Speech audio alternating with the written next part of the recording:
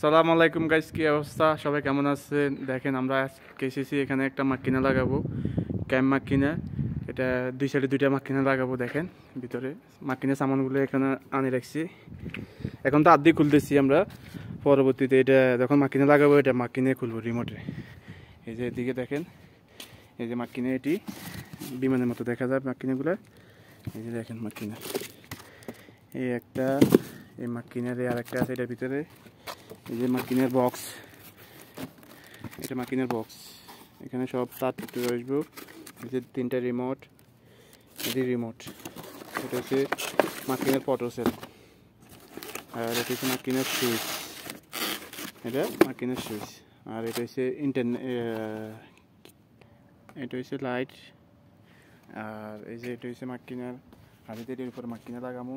এই যে এগুলো মাকিনের জিনিস সব বিমের উপরে বসাবো মাকিনাটা।